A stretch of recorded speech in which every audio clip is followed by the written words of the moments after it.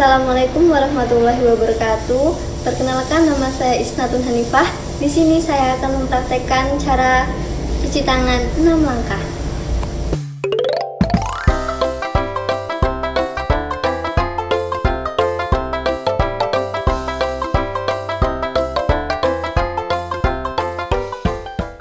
Langkah pertama, ratakan sabun dengan menggosokkan pada kedua telapak tangan.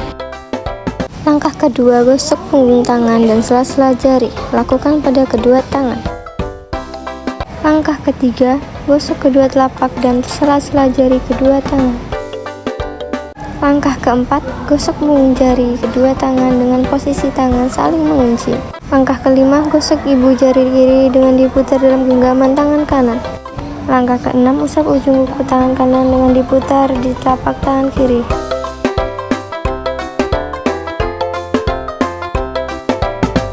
Selesai, selamat mencoba. Selanjutnya, saya akan mempraktekkan etika batu.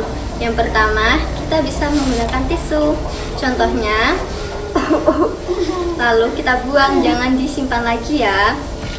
Lalu yang kedua, kita dapat menggunakan punggung tangan kita seperti ini. Seperti itu. Cukup sekian dari saya. Wassalamualaikum warahmatullahi wabarakatuh.